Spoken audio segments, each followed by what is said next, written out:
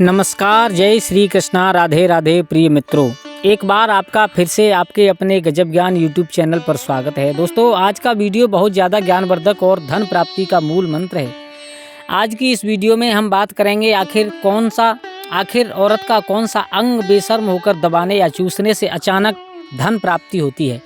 लोग औरत का कौन सा अंग दबा और चूस कर अमीर बन जाते हैं। जो भी मनुष्य औरत का यह अंग दबाता या चूसता है, उसके घर में सदा माँ लक्ष्मी का वास रहता है और माँ लक्ष्मी की कृपा सदैव बनी रहती है। तो दोस्तों, आज की इस वीडियो में हम बताएंगे औरत का वह कौन सा अंग जिसे हर पुरुष को दबाना या चूसना चाहिए। नमस्कार दोस्तों, आप सभी का स्वागत है आज की इस बेहद ही ज्ञानवर्धक जानकारी भरी वीडियो में। दोस्तों, आपको पता चल ही गया होगा कि वीडियो में हम क्या सीखने जा रहे हैं। दोस्तों, हमारे चैनल को सब्सक्राइब करें और हर हर महादेव लिखना ना भूलें। साथ ही इस वीडियो को जो लाइक और सब्सक्राइब करें, माँ लक्ष्मी उसके घर पर सदा कृपा दृष्टि बनाए रखे। तो आ जाओ, आपका समय ज़्यादा बर्बाद ना करते हुए एक कहानी के माध्यम से हम आपको बताना चाहते हैं। दोस्तों, एक बार की बात है, एक गांव में एक शिव नाम का व्यक्ति रहा करता था। वह बेचारा बहुत गरीब था। वह अपनी पत्नी से बहुत ज़्यादा परेशान था। एक तो गरीबी, दूसरा अपनी पत्नी से बहुत ज़्यादा परेशान था, क्योंकि उसकी पत्नी बात बात पर हमेशा उसे ताना मारा करती थी, तुम्हारे पास है ही क्या, खाने तक को कुछ नहीं है। दोस्तों, उसके घर में बिल्कुल कंगाली छा गई थी। एक भी रुपया नहीं था और उसके घर में खाने के लिए अन्न का एक दाना तक नहीं था। दोस्तों, एक तो घर में खाने के लिए एक दाना नहीं, ऊपर से पत्नी का ताना और ज़्यादा। बहुत परेशान हो गया बेचारा। उसे समझ नहीं आ रहा था मैं क्या करूं। एक दिन की बात है कि शिव अपने घर से एक सुनसान रास्ते पर जा रहा था। निकल करके चल देता है। चलते चलते उसे सुनसान रास्ते पर उसे एक साधु तपस्या करते हुए दिखाई दिए। वह उनके पास जाकर के बैठ गया। जब साधु ने अपना तप खत्म किया तो शिव उनके सामने रोने लगा। साधु ने शिव से कहा, पुत्र तुम्हें क्या दिक्कत है, तुम क्यों रो रहे हो, आखिर तुम्हें परेशानी क्या है। तब शिव ने साधु से कहा, महाराज मेरी एक पत्नी है, वह मुझे रोज ताना मारती है। मैं गरीब हूँ, तो बताओ क्या हुआ, क्या कर सकता हूँ। मैं कितना भी कुछ कर लूँ लेकिन धन कमाई ही नहीं पाता हूँ। अभी तक एक छोटा सा धंधा था, वह भी पत्नी की कलेश की वजह से चौपट हो गया है। वह दिन रात मुझसे झगड़ा करती है। अब तो मैं दाने दाने के लिए परेशान हो गया हूँ। हमारे घर में खाने के लिए कुछ भी नहीं है, इसके अलावा पहनने के लिए एक फटा हुआ वस्त्र भी नहीं है। लेकिन मैं अपनी पत्नी को समझाता हूँ कि वह मुझे ताने ना मारे, मुझसे झगड़ा ना करे, लेकिन वह बिल्कुल भी नहीं मानती। साधु जी, इसी वजह से मैं बहुत ज़्यादा परेशान हूँ, इसी वजह से मैं घर छोड़ करके यहाँ आया हूँ। साधु जी कहते हैं, रो मत बेटा, मैं तुम्हें एक काम बताने जा रहा हूँ। तुम्हें औरत का सिर्फ एक अंग बेशर्म होकर के दबा गया चूस लेना है। अचानक तुम्हारे घर में धन प्राप्ति हो जाएगी, तुम देखते ही देखते अमीर बन जाओगे। साधु जी कहते हैं, जो भी पुरुष औरतों का यह अंग दबाता या चूसता है, उसके घर में कभी भी धन की कमी नहीं होती है और ना ही उसके घर में कभी लड़ाई होती है। और जो भी व्यापार करता है हमेशा उसमें तरक्की होती है। साधु जी ने कहा, अब मैं तुमको औरत का वह अंग बताने जा रहा हूँ, जिसे ध्यान से सुनना और अपने जीवन में इस पर गौर करना, देखना, परखना इसे। तब शिव साधु जी महाराज की बातें बहुत गौर से सुनता है और कहता है कि जितना जल्दी हो सके मुझे यह बता दो। तो दोस्तों, तभी साधु जी महाराज ने उस आदमी को एक कहानी सुनाते हुए कहा है और बताते हैं, बेटा मैं तुम्हें एक कहानी के माध्यम से बताता हूँ, कृपया ध्यान दे करके सुन लेना। एक नगर में एक किसान रहता था। उसके बहुत सारे खेत थे जिन पर वह दिन रात मेहनत करता था। उसके घर में उसकी पत्नी और पति यानी दोनों रहा करते थे। उसकी पत्नी और उसमें बहुत ज़्यादा प्रेम था। उसके घर में किसी भी प्रकार की लड़ाई या कलेश नहीं होता था।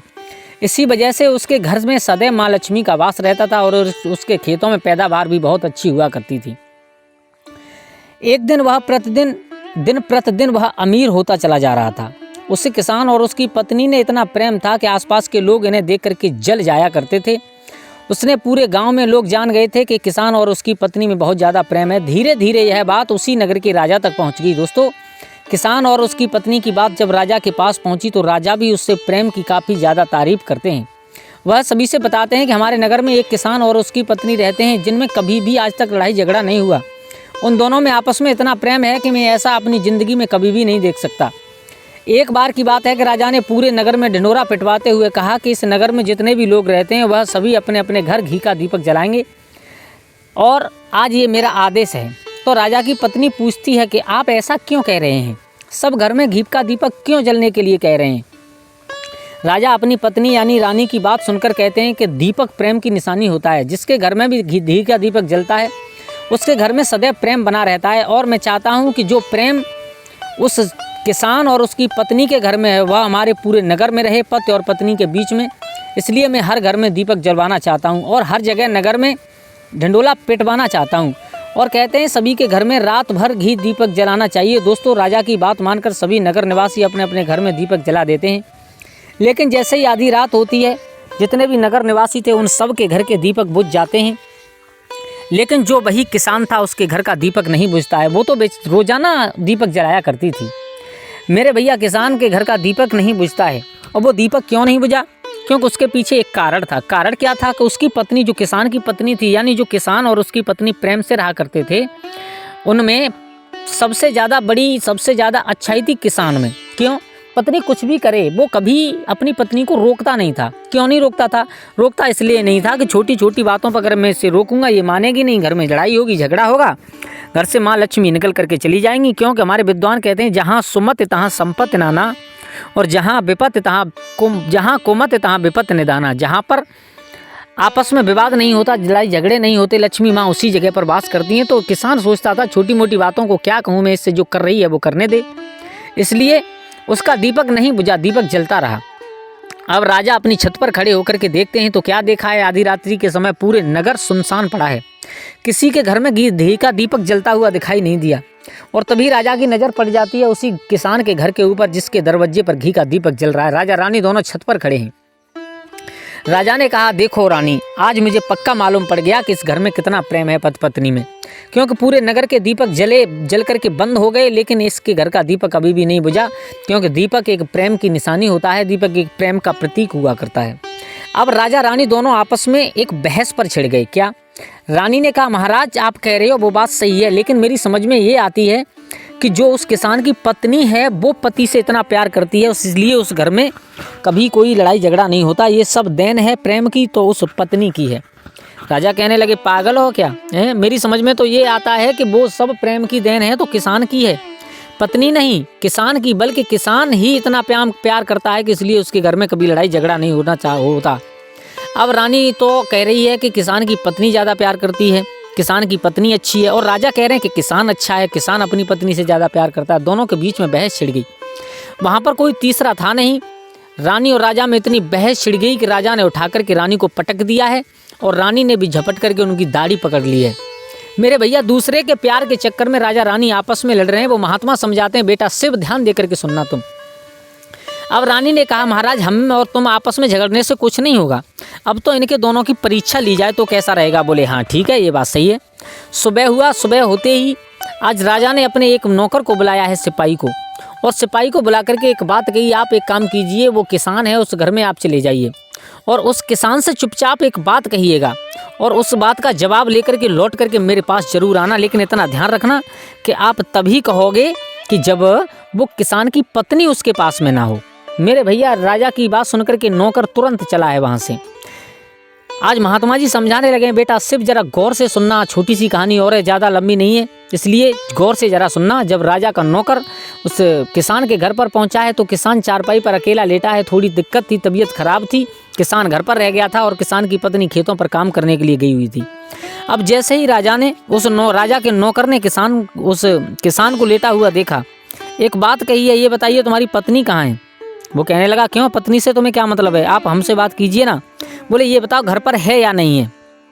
किसान कहने लगा, वो घर पर नहीं है, वो खेतों में काम करने गई है, मेरी थोड़ी सी तबीयत खराब थी इस कारण मैं नहीं जा पाया और मेरी पत्नी गई है। वो किसान का नौकर समझ गया वास्तव में पति पत्नी में कितना प्यार है। एकदम से किसान से वो नौकर बोला है, मैं राज दरबार से आया हूँ, राजा ने भेजा है तुम्हारे पास में एक संदेशा लेकर के।